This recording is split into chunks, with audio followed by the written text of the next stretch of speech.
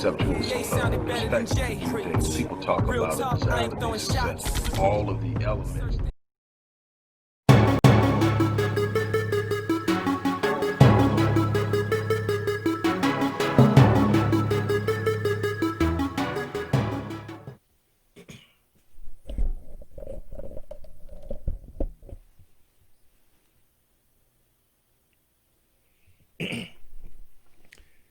Hello, everybody. Dr. Rick Wallace dropping in on you. I hope that everything is going well as you start your week. No matter what happened last week, hopefully you had a great week. If not, set the reset button.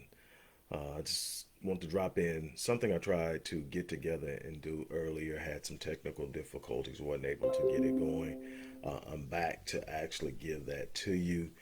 Before I do so, I want to remind everyone, if you haven't enrolled in the 30-day Your Best Life Challenge, something that we've been really promoting and having a ball at for the last couple of months as we enter into a new year. We prepare to enter into a new year. We want to go in strong. We want to go in with focus. We want to go in with an idea of how we're going to take on the challenges. And I guarantee you, when 2020 rolled in, nobody thought we would be dealing with what we're dealing with now. Nobody thought that we would have to face the challenges that we've been forced to face. Nobody thought that they would be facing job loss, businesses shutting down, financial disruption, economic disruption, academic and educational challenges based off of the pandemic alone, and then all of the other things that are going on in the political arena and so many other ways. I've seen so many marriages end, and some of them highly volatile in their dissolution, and so many other things that have taken place. There have been loss of loved ones and so much, and it's easy to get caught up in that and feel like the world is ending, that things simply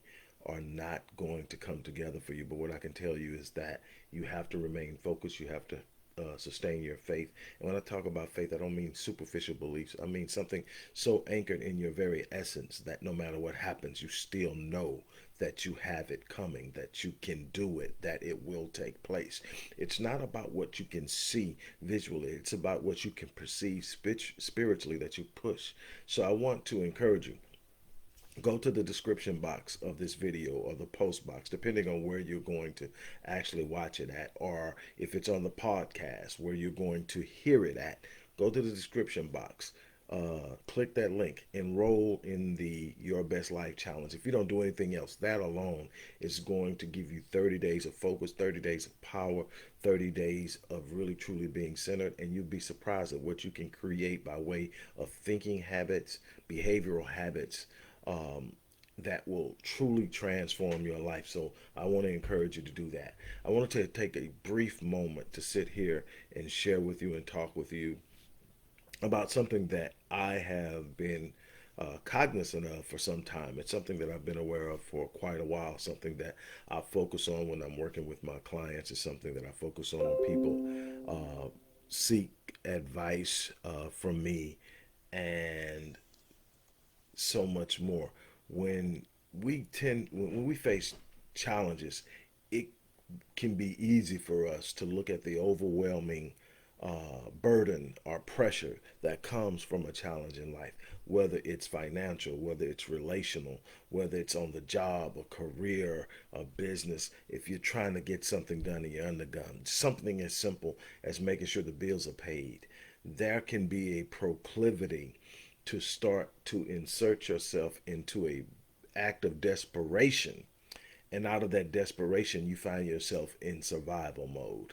And what happens in survival mode? Survival mode focuses on what needs to be survived and nothing else. Survival mode says, this is what I've got to do. If I don't do this, the whole world is going to come to an end as I know it, and everything is going to crumble apart. So I've got to give all my focus to this. And what will happen is, some of us are so creative. Some of us are so resourceful. Some of us are so just intent and will driven, that when we are in survival mode, we figure it out. We get that bill paid that has to be paid, the mortgage, the rent, the car note, whatever it is, we get it done. uh, the issues on the job. We hit that deadline no matter what, no matter how much pressure it was, no matter how overwhelming it was, we hit it. Here's the problem. Anytime you're in survival mode, you are not considering anything around you. You're not considering anything beyond that moment. The problem is so many of the moments that we encounter are moments that we didn't prepare for, and they become desperation moments. They become moments in which we must operate in survival mode to withstand. And so what you'll find is when you're in survival mode, if you don't recognize it, if you don't extract yourself from it, if you don't sit back, calm down, and realize that what you're dealing with now won't destroy you, no matter what, no matter how bad it is, no matter what happens, it's not going to destroy you. It's not the end of the world. And that there is a future that you must be emotionally, physically, psychologically, and spiritually prepared for, while simultaneously dealing with the current issue. If you don't do that, you will consistently find yourself in survival mode. You'll look up and you've been in survival mode for 10 years, 20 years, 30 years. And it's a constant uh, state of, I got to get this done, or. And it's never simply saying, okay, I'm prepared for this. I've built this. I've established this. And you can't build in survival mode. You can't prepare and grow out in survival mode because you're constantly fixated on that one thing that you feel absolutely has to be done. And to my people of faith, let me explain something to you. You have a responsibility, absolutely, to deal with what's going on in your life. You have a responsibility as an individual to be able to take and provide for yourself. You have a responsibility as a husband to be able to take care and provide for your family. You have a responsibility as a wife to be able to take care as a mother and a parent. All these different things you have responsibility for, and those responsibilities do not acquiesce to any other challenges or any other situations. You do not get to sidestep them. You do not get to create excuses of why you can't do them. So you understand that there are some things that simply have to be done. What you cannot do is mortgage your future in the process. That's not of God. It has never been of God. Stop believing it's of God. God expects you to be a, what's the word I want to use? Good steward of what you've been given. See, in order to have the things you desire, you must properly handle the things you have. You must be grateful for what you have first and foremost, no matter how much you feel it is not what you want, no matter how you feel some other people have more than you. They may not be as deserving of it as you, and you sitting, you can't get, because see, that starts to move and stir the pot of envy, and that closes the gate of gratitude, closes the gate of abundance. You've got to understand something, that if God designed you, He gave you a purpose, He gave you a gift, He gave you the very things that you will need to tap into to be exceptional, to be extraordinary, to be phenomenal. It is absolutely your responsibility to be able to walk in that, to walk in the faith of understanding that while I do not have the answer, I know that what I seek is possible. See, that's the very definition of faith. We talk about it. We will even quote the verse in Hebrews 11:1. We'll quote it, but we never truly take the time to understand it, and we never take the time to truly translate it into our practical lives. Get out of the mystique of religion for a second and understand that you've got to live life every day, and you've got to live it by a set of principles, behaviors, and beliefs that you have established for yourself, or you're going to have all these disruptions and difficulties that you are not capable of handling. The challenges are always going to be there. It's whether or not you can mentally, emotionally, psychologically, and spiritually handle it.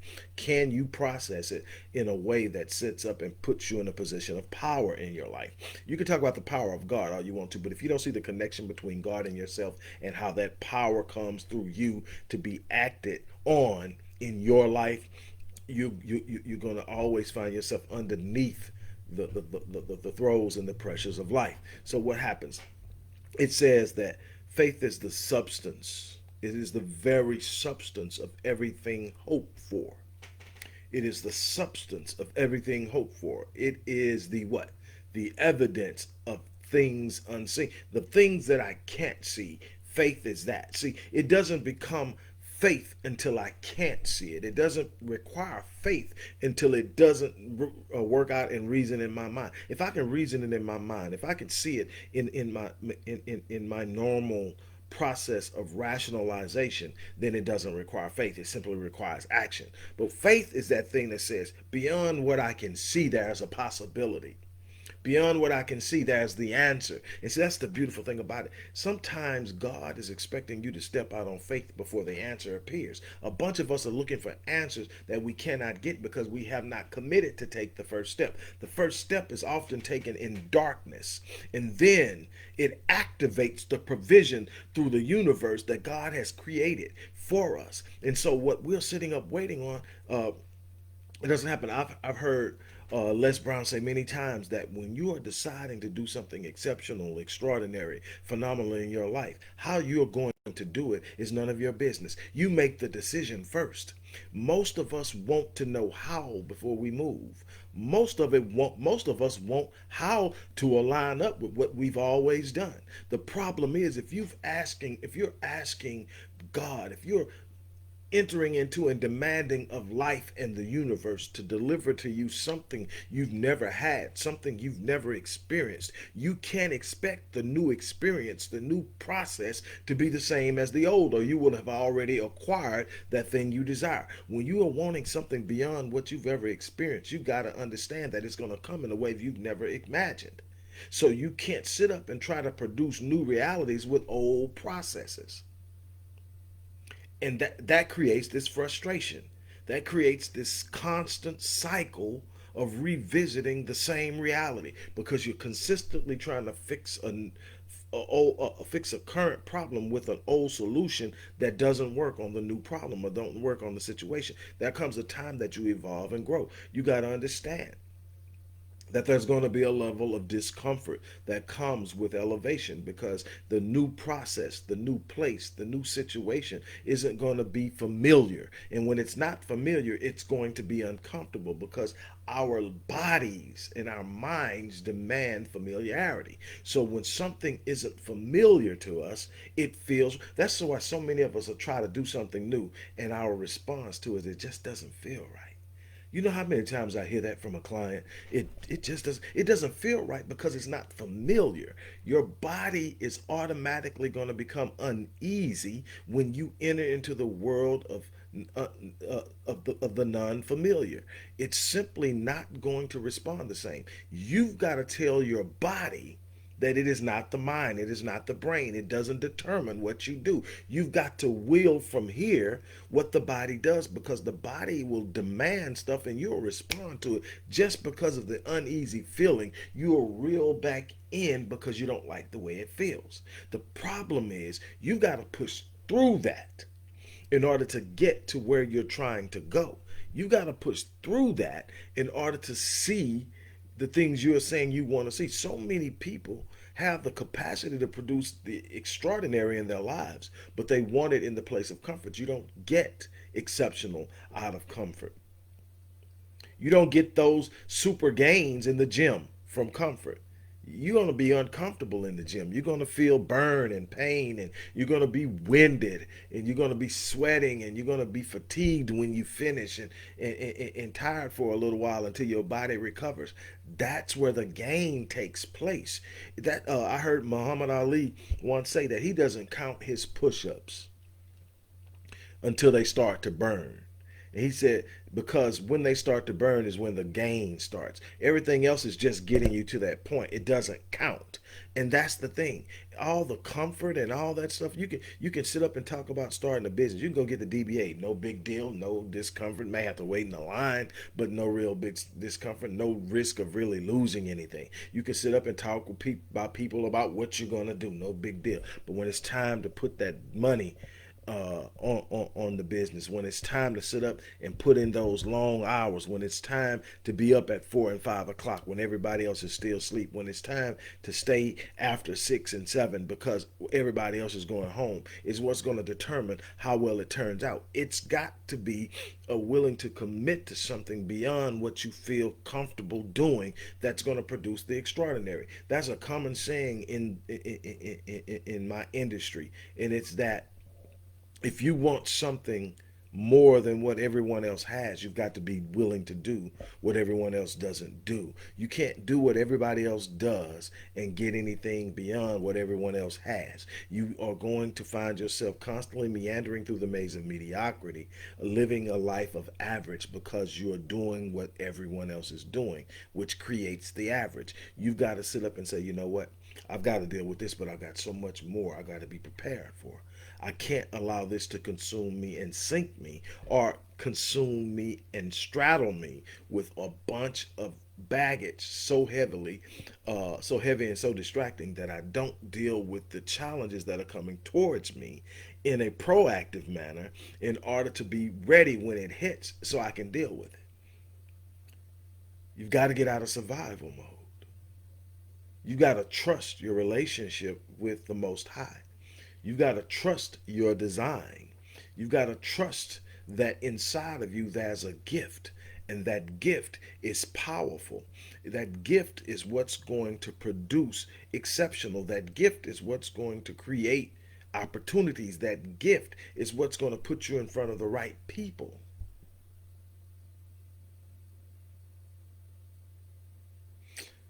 There's a scripture that says, your gift will make room for you and bring you before great men. Your gift will make room for, not your skill, not your experience, not your gift, that unique thing that is planted by the Most High in your DNA. You're just simply good at it. Even before you refined it, you were good at it. That's how you tap in. Your greatest resource in that sense is your resourcefulness. Not what you have, not who you know, but your ability to find what's necessary. And there's absolutely nothing you need that you can't gain access to. But you've got to get out of a way of thinking that thinks that this is the absolutely way, this is the absolutely only way that it can come to me. Because you shut the doors to the true nature of how things work. When you're trying to make it happen based off of your reason, when you're trying to make it happen based off of your experience. See, the thing is, if your experiences were truly being right by you, you would already have the things you want. If your experiences aren't producing, that's because they're not capable to. You got to change. You got to upgrade your thinking. You got to move out of old way of thought. You got to completely get out of the idea of lack. Even when you don't see it, you got to know you have it. You got to get out of the idea of lack, because lack is a mindset, not a reality. But the mindset will produce the reality if you don't change it. If you believe there's an abundance, it simply says if it's not in front of me, it's somewhere. So you go find it. If you believe there's a lack, you believe it's not for you and you can't have it. And so you don't even look for it. And then there may be this one narrow way. Well, if it comes this way, then it's for me. Whatever that way is. You've made up in your mind that if this problem is going to be worked out, it's going to be worked out through this. And so no other way is open for you. And so God is trying to move in your life. God is trying to bless you in your life, whatever your belief about the Most High is. I'm not preaching here on any type of religious tenet. I'm telling you that there's a uniqueness about you that the Most High is responsible for, and the Most High has invested in guaranteeing that you will be exceptionally successful in your life if you open up and live based on the manner and principles of how things were designed to take place. You can't force it down a pipe that it does not fit down, because that's your belief of how it has to happen. And unfortunately, a lot of people do that. My thing is to express to you with great intensity that you have to understand that there are no limitations on what's possible. It says nothing shall be impossible. Well, when you break that down in its most simplistic form. Nothing means exactly that. Nothing. Nothing shall be impossible. Nothing shall be impossible. Nothing shall. Well. What about no? Nothing shall be impossible. Well, how about no? Nothing shall be impossible. So, where are all these possible impossibilities coming from? Your limiting beliefs. You have already told yourself that it's not possible. Man, running the mile under 4 minutes was once considered impossible. Now, high school kids do it with regularity. Uh, the idea of being able to talk to someone on a device in a whole nother city via wires, i.e., the original telephone was considered impossible. Now we don't even need the lines anymore. We're doing it through cellular and digital and satellite, and we're having this entire video that you are going to see, that many of you are seeing live, and others will see after it's posted. Was once considered impossible. It was considered futuristic and in a dream type thing. That's never going to happen. That's cool. I remember watching Star Trek as a little kid, and I'm like, well, that'll now happen, and here we are, and beyond. But see, the thing is, someone believed that it was possible while everyone else discussed the impossibility of it. While everyone else was talking about the impossibility of flight outside of birds, Orville and Wilbur Wright were intent on bringing to reality what was in their mind and their visions of making something go to flight from a mechanical perspective. And now we've got multi-tonned machines flying through the air so frequently that we don't even give it a second thought. Now they fly overhead, we don't even look up anymore. Why? Because we expect them to be there. And that was a time that was simply considered impossible. There is no such thing but of impossible except for the limitations that your mind accepts. That's limiting beliefs. Remove the limits and tell yourself that what I desire to do in my life will bless others, will bless me and my family, and it can and will be done, and I will not stop until it's done. I'm telling you, there's a blessing in it. There's a blessing in it. And look for the blessings in places outside of what you expect. Be willing to be thankful for the small things so that you open the gate wider for the larger things to come in. See, gratitude is the gateway to abundance. You got to learn how to be thankful for what you do have in order to create the capacity to receive more. A bunch of us are so bitter about what we don't have that we don't give thanks for what we do have. And it impacts us tremendously in what we're able to receive, accomplish, and achieve. On that note, I'm gonna get ready to get out of here. Like I said, don't forget, check the description box for um, multiple resources. But if you want to join the or enroll in the 30-day Your Best Life Challenge, I'm just having a ball with the people that I'm working with. I'm inviting you to go ahead and do that. It's one of the quickest, easiest, and most affordable ways to work with me directly, one on one. Let's make it happen. Let's go into 2021 with a renewed anticipation of greatness, not the disappearance of challenging situations, not the eradication of obstacles, but the understanding that within myself I am more than equipped to take on every challenge that I face and win. That's what it's about. I tell people all the time, how did you get through that moment, Doc? How did you get when you were dealing with, how did you get through it? I simply knew that I was built for it. And I would look myself in the mirror, literally, I mean literally, find the closest mirror and look at myself and say, you're built for this. What you're facing now, you don't have the answer for it yet, but you are built for it. It will not destroy you. It will not take you out. You will overcome it. And I have overcome every last challenge. Not because there's some special anointing on my life. It's because I trust and believe that the reason God put me here isn't fulfilled, and anything that tries to stand in the way of destiny simply becomes a part of it. That I cannot be stopped. As long as I'm breathing, I'm still in the fight, and I'm built for the challenge. So are you. On that note, I'm about to get out of here. As I always say, I live my life on full, which ensures that I'll die on E. I challenge you to do the same thing. I'm out of here. Hello, everybody. Dr. Rick Wallace here, dropping in with a little special announcement. For those who have followed me for any stretch of time, you know, outside of the businesses that I run, like Myriad Business Solutions, the Visionetics Institute, Odyssey Media Group, I also do a great deal of work inside of the inner city communities in Houston, Dallas, and other areas. I'm asking now, as we push a fundraiser, that you support what the Odyssey Project is doing in the inner cities, especially with programs like Black Men Lead, which is a rite of passage initiative, and Restoring Ghettos Forgotten Daughters, which is a program focused on helping young girls, but boys as well, suffering from childhood sexual abuse, rape, molestation, domestic abuse, absentee fatherhood, and so many other things.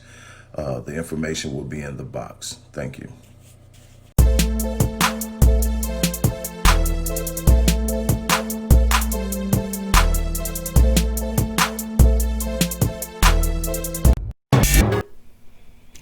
Hello, everybody. Dr. Rick Wallace here, dropping in on you. First of all, I want to thank everyone for all the love and support that you have given and sent my way and my wife's way and the organization's way. Now, I want to just take a brief moment to remind you that we still need your support. We still need your help. Go to the description box of one of our videos and see how you can support the work we're doing. Keep supporting, keep loving us, and we're going to keep loving you back. Have an awesome day.